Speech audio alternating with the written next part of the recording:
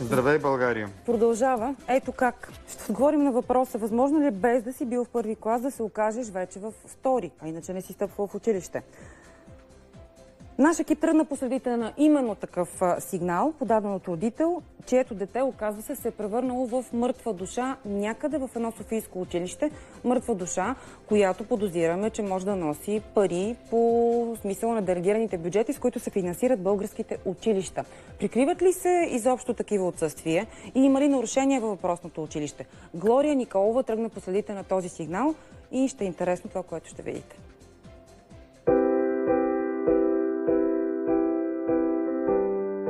Румяна е майка на второкласник в столичното 162 училище Отец Паисий.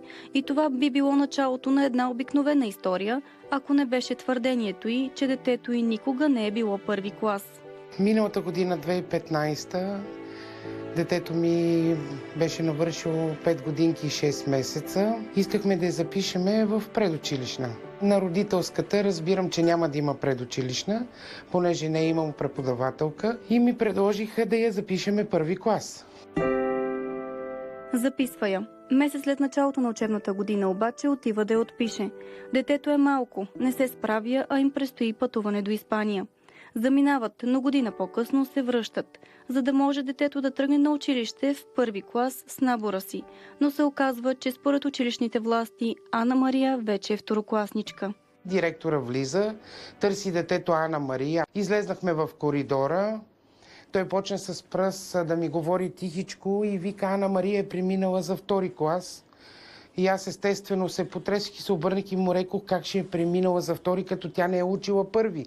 Няма знанията, не е готова за втори клас. И той вика: спокойно, ще се справи, няма да се притесняваш, това не е проблем. Вика, има много деца, вика, които така са преминали. По документи детето е преминало, а в образователната ни система класовете от първи до четвърти клас не могат да се повтарят, независимо дали учениците се справят с материала или не. И единственият изход за детето е да навакса пропуснатото. Аз ще ви предложа, вика, имам 2 предложения, които може би ще са изгодни. Едното е, вика, в първия срок да учи първи клас, във втория срок да си отиде във втори. Но ще се води втори клас. Ти сега първи клас ли си или си втори? Първи и за втори ми дават. Си, чка, б, и, у, га, ла, р, ска. Всичко ли разбираш, което четеш? Трудно ми е да разбера коя ми е трудно и коя ми е лесно. Питаме директора на училището. Възможно ли е да преминеш във втори клас, без да си учил първи? Не искам да влизам в този уродлив вид, да ме гледат в едно махленско, почти една такава, то ще заприлича на циганска разпра, честно казано. Сега, защо детето трябва да бъде отново в първи клас, не мога да разбера. Аз съм направил лична проверка. Цялостната документация показва, че детето не е отсъствало в такъв период от време. Малко седехме в Испания, не сме седели, може би празниците изкарахме и се върнахме, но не е посещавала училището, защото аз и знам, че е отписана. Тези и отсъствия, как са се извинили на това дете?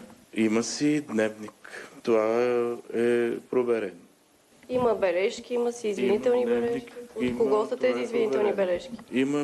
Този дневник е проверен. Друго не мога да ви кажа. Предполагам, че директор си ги извинява. Вие казвали ли сте и че детето, видиш ли, преминало е във втори клас? Аз съм ми казал, че детето законно е преминало във втори клас и че може единствено и само да се обучава компенсаторно. А можеш ли да го прочетеш сега това? Не, защото не знам кои букви са. Това ли е наваксване да се учиш да четеш в читанката и да се учиш да четеш на английски? Ами, тези неща са, да, задавате сложен въпрос. Съгласен съм с вас. Как се чувства детето ви, когато трябва да ходи на училище? Няма желание, има моменти, които плаче, имало и случаи в училище ми звъни, плаче, иска да си я пребера. В 162 училище финансирането е държавно. И за един ученик училището получава от държавата около 1350 лева годишно. Вече съм чувал от немалко родители, че ние манипулираме данните. Не. Получаваме държавен бюджет И ако той бъде манипулиран, то директора, особено директора, е подсъдим абсолютно. И други родители сигнализират за нарушения в същото училище. Много деца има и сега има във втори клас пак деца, които са заминали за Германия. В момента са в Германия, но се водят в нашето училище.